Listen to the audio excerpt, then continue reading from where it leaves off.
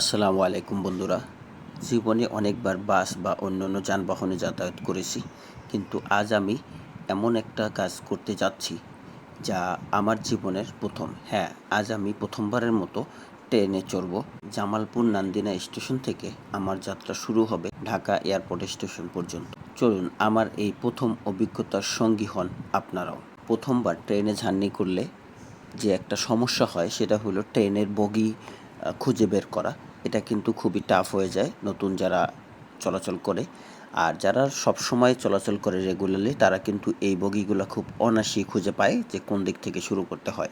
স্টেশনে ট্রেনের জন্য অপেক্ষা করছিলাম। অবশেষে আমাদের ট্রেনটা এসে পৌঁছলো স্টেশনে।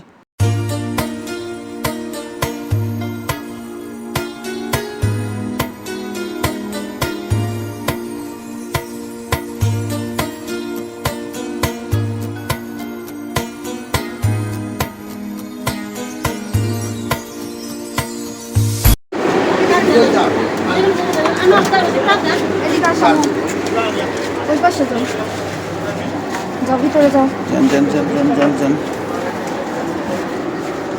এটা চব হবে না।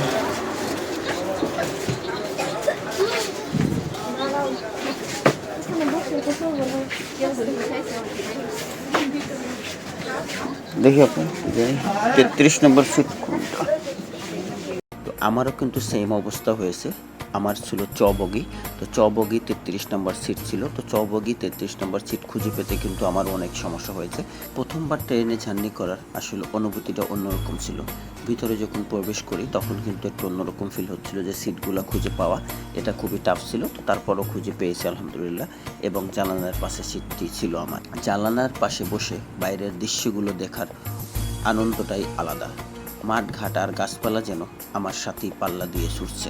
যদিও আমার সিটটা উল্টা দিকে ছিল, কারণ আমি যেদিকে বসছিলাম ট্রেনটা ওদিকেই যাচ্ছিল, যার কারণে আমার দিক থেকে উল্টা হচ্ছে। বাসে যেরকম হয় যে গাছপালা সব কিছু পিছের দিকে যায়, কিন্তু আমার এখানে হচ্ছে সামনের দিকে যাচ্ছে। তো এইখানে একটু সমস্যা হয় অনেকেরই, যেটা দেখছি যে যারা প্রথমবার জার্নি করে তাদের অনেক সময় কিন্তু মাথা ঘুরে বা যারা উল্টা দিকে বসলে সমস্যা হয়। তো এইটা কিন্তু ট্রেনের আসলে যখন তারা উল্টা দিক থেকে আবার ব্যাক করে তখন কিন্তু এটা আবার এদিকে সামনে হয়ে যায়, এই জন্যই কিন্তু এই সমস্যাগুলো হয়। আমি ট্রেনে ওঠার পরে সিটটা খুঁজে পেলাম এবং সিটে বসলাম। ট্রেনটা যখন ছুটলো তো দেখে চারপাশের মাঠ, ফসলি জমি দেখে খুব ভালোই লাগলো। তো এরপরে একটু আমি ঘুমিয়ে পড়লাম, যেহেতু আমি খুব সকালে জার্নি করেছি। আমার ট্রেন ছিল 7:56-তে, মানে 8টার দিকে, যার কারণে তো একটু ঘুম ভাব ছিল, তাই একটু ঘুমিয়ে পড়লাম। এর মাঝে মাঝে কিন্তু বিভিন্ন স্টেশন চলে আসে, তো সব স্টেশন থেকে কিছু লোক নেমে যায়, আবার কিছু লোক রিটার্ন ওঠে। এভাবে করতে করতে কিন্তু অবশেষে পৌঁছালাম ঢাকা এয়ারপোর্ট স্টেশনে। সময়টা কিভাবে কেটে গেল বুঝতেই পারলাম না, এবং জীবনের প্রথম এই ট্রেন যাত্রা আমার সারা জীবন মনে থাকবে। আপনাদের প্রথম ট্রেন জার্নির অভিজ্ঞতা কেমন ছিল কমেন্টে অবশ্যই জানাবেন, এবং ভিডিওটি ভালো লাগলে শেয়ার করতে ভুলবেন না। আর আপনারা এই রুটে কে কে নিয়মিত চলাচল করেন সেটাও কমেন্টের মাধ্যমে জানাবেন। আল্লাহ হাফেজ, আসসালামু আলাইকুম।